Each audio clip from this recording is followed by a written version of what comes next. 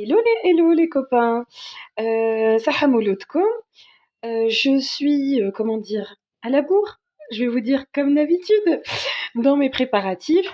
À vrai dire, là, ce que je suis en train de faire, c'est une tamina. Une tamina, ça se prépare pas 100 000 ans à l'avance, et une tamina, ça ne nécessite pas 3 000 ans de préparation non plus.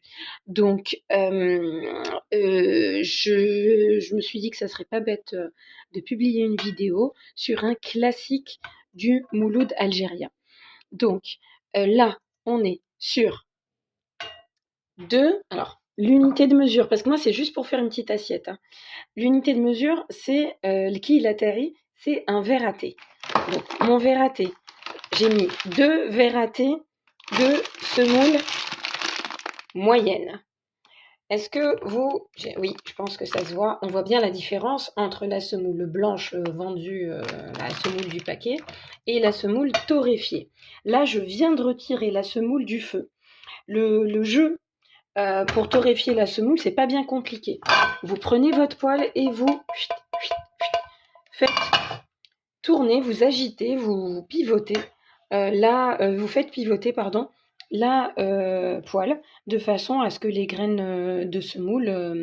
Alors je dis bien semoule, hein, j'ai pas dit couscous, hein, d'accord? Et oui, je reviens à mes vieilles obsessions. Couscous, c'est couscous. Et semoule, c'est la matière première qui permet donc la fabrication, la réalisation du couscous. Là, on est sur la partie liquide que vous voyez. On a un verre à thé de beurre, margarine, ce que vous voulez. Et, bon, je préfère le beurre. Et un verre... Alors, moi, j'ai mis de la sila, du sirop de glucose. Après, les puristes vont me dire, mais Fata, qu'est-ce que tu racontes? Normalement, la tamina, ça se fait avec du miel. Honnêtement, je trouve que le miel est trop fort.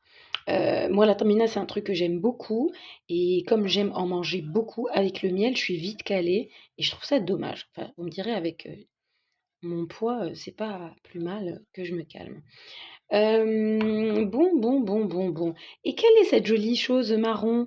Cette couleur caramel là, cette chose qui donne cette jolie couleur caramel, eh bien en fait, ce sont des graines de sésame, celles-ci.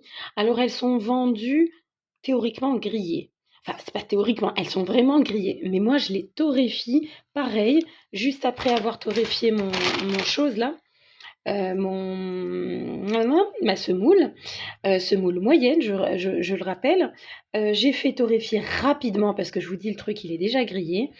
Mes graines de sésame et j'ai fait passer ça à la petite moulinette très ancienne. Je crois que c'est un vieux moulinex ou un vieux Seb. Je sais plus ce que c'est. Mais vous savez, les machines à café anciennes. Donc là, j'ai récupéré la poudre de...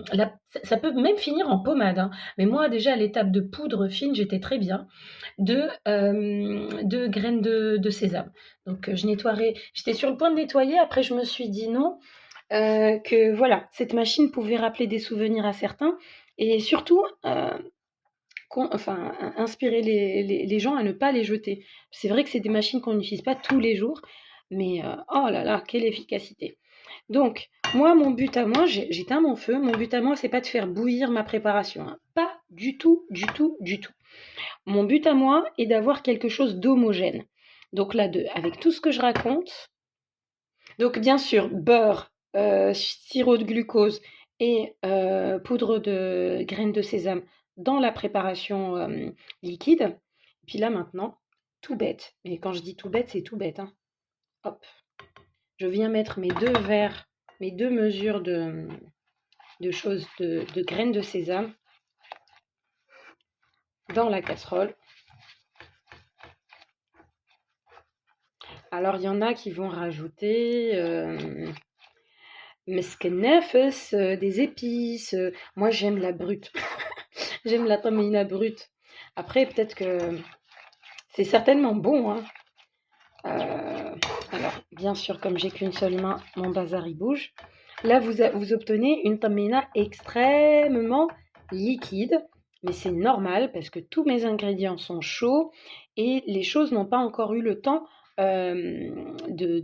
d'absorber la semoule n'a pas encore eu le temps d'absorber le liquide. On se dit à dans 10 minutes et dans 10 minutes, on pourra présenter notre tamina. À tout de suite. Donc nous revoilà 10 minutes après. Vous voyez, la tamina est beaucoup moins liquide. Et là, je vais devoir faire une petite pause à nouveau parce qu'avec une seule main, c'est compliqué. Donc voilà ma tamina dressée, donc versée simplement sur cette assiette. Je vais prendre les moules, ça va être de la déco vintage, hein. Et voilà, là, il n'y a pas mieux que le classique. Donc, juste pour indication, on pose légèrement le moule, hop, sur le haut de la tamina. On a préparé donc une petite assiette de cannelle. Et hop, je vais viser le centre, je vais essayer. Hop, voilà ma déco.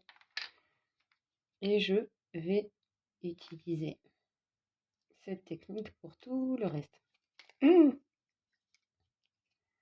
Donc, hop, je vais suivre.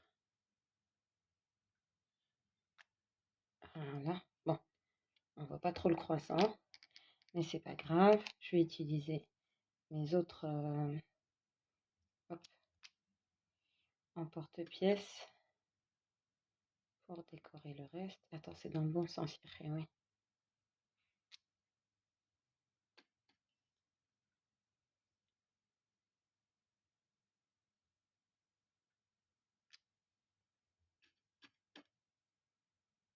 Et là,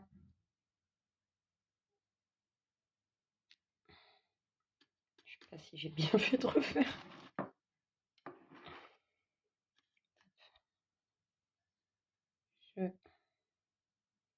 Alors on a dit un oui, un non.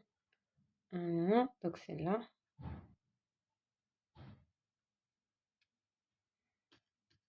Hop, ouais, légèrement penché quand même tout ça.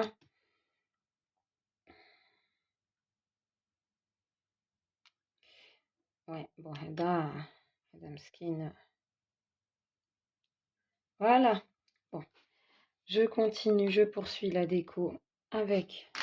Là, on va faire vraiment dans le super classique, hein, avec les petites perles argentées. Je vous dis à tout de suite. Nous revoilà les copains avec le résultat final.